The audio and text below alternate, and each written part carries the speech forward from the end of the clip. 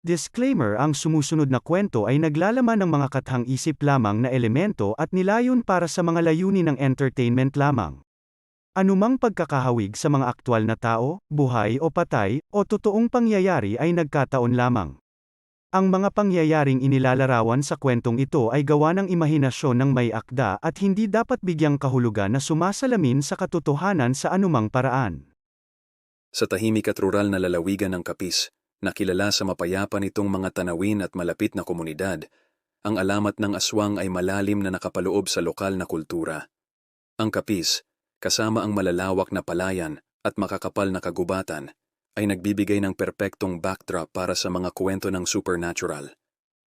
Sa isang maliit na nayon sa labas ng Capiz, may nakatirang magandang babae na nagngangalang Maria. Nakilala siya sa kanyang kabaitan at sa kanyang kahangahangang kagandahan. Namuhay siyang mag-isa sa isang maliit na kubo ng nipa sa gilid ng kagubatan, kung saan nag-aalaga siya sa isang maliit na hardin at ilang manok. Sa kabila ng kanyang pag-iisa, si Maria ay isang minamahal na tao sa nayon, laging handang tumulong sa sinumang nangangailangan. Sa paglipas ng panahon, ang mga kakaibang pangyayari ay nagsimulang gumulo sa mga taga-nayon. Ang mga manok at baboy ay mawawala sa kalaliman ng gabi. Ang kanilang mga kulungan ay naiwan magulo na walang bakas ng mga hayop. Ang ilang mga taga-nayon ay nagulat na nakarinig ng nakakatakot at hindi makalupa na mga ingay sa mga huling oras. Mga tunog na parang pinaghalong ng iyaw ng pusa at panaghoy ng babae. May isa pang nawawala, pangatlo na yan ngayong linggo. At tuwing gabi, ganun din ang kakaibang tunog. Ano kaya iyon? Ang mga ingay na ito ay tila nanggaling sa direksyon ng kubo ni Maria. Ang mga bata, na dating malayang naglaro hanggang dapit hapon, ay pinananatili na ngayon sa loob ng bahay sa sandaling magsimulang lumubog ang araw. Ang takot sa aswang, isang nilalang na nagbabago ng hugis mula sa lokal na alamat, ay nagsimulang humawak sa puso ng mga taga-nayon. Isang gabi, nagpasya ang isang grupo ng mga lalaki na siyasatin ang mahiwagang pagkawala. Armado ng mga sulo at polo, nakipagsapalaran sila sa kagubatan. Nang malapit na sila sa kubo ni Maria, napansin nila ang kanyang hardin na malago at hindi pangkaraniwang maayos sa kabila ng kawalan ng sikat ng araw na umabot sa kagubatan. Maria, nakauwi ka na ba? May nakita silang mga anino na gumagalaw sa loob ng kubo, ngunit nang kumatok sila sa pinto, malugod silang sinalubong ni Maria, kalmado at ayos ang kanyang kilos.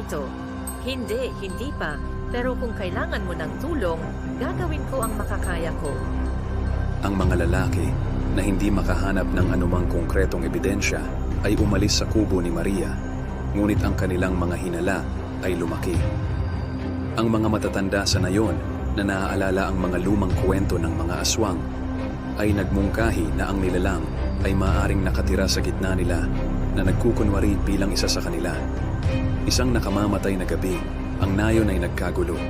Nawala ang isang batang-bata at naririnig ng mga taga-nayon ang parehong nakakatakot na pag-iyak na umaalingaw-ngaw sa kagubatan. Ang balita ay kumalat na parang napakalaking apoy at ang mga lalaki ay muling nag-armas ng kanilang mga sarili, determinadong alisan ng takip ang katotohanan. Nang malapit na sila sa kubo ni Maria, nakita nila siya sa labas, sa ilalim ng liwanag ng kabilugan ng buwan. Sa kanilang sindak, nasaksihan nila si Maria na nagbagong anyo sa isang malagim na figura. Ang kanyang mga paa ay humaba, ang kanyang mga mata ay kumikinang na pula, at ang mga pakpak na parang paniki ay tumubo mula sa kanyang likuran.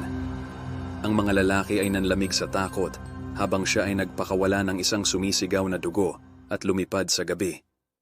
Dahil determinadong protektahan ang kanilang mga pamilya, humingi ang mga taga-nayon ng patnubay sa isang lokal na salamangkero. Inutusan niya silang gumamit ng asin, bawang at banal na tubig, mga bagay na pinaniniwala ang nagtataboy sa aswang. Gamit ang mga ito, naglagay ang mga taga-nayon ng bitag para kay Maria. Kinabukasan, habang ang kabilugan ng buwan ay nagliliwanag sa nayon, bumalik si Maria na naakit ng halimuyak ng dugo ng tao. Pinalibutan ng mga taga-nayon ang kanyang kubo, pinato siya ng asin at bawang. ang salamangkero ay umaawit ng mga panalangin, pagwiwisik ng banal na tubig. Si Maria, na nahuli, ay napasigaw sa matinding paghihirap habang sinusunog ng banal na tubig ang kanyang balat. Nabunyag ang kanyang tunay na anyo. Sinubukan niyang tumakas ngunit natamaan siya ng isang polo na hawak ng pinakamatapang na taga-nayon. Sa pagkamatay ni Maria, dahan-dahang bumalik ang kapayapaan sa nayon. Tumigil ang mga pagkawala at tumigil ang mga nakakatakot na ingay. Gayunpaman, nananatili sa puso at isipan ng mga taga-nayon ang alaala ng mga aswang. Ang kubo ni Maria ay naiwan sa pagkabulok, isang mabangis na paalala ng lagim na dating sumalubong sa kapis. Patuloy na ibinahagi ng mga taga-nayon ang kwento ni Maria, ang mabait na babae na isa ring aswang na ipinasa ito sa mga henerasyon.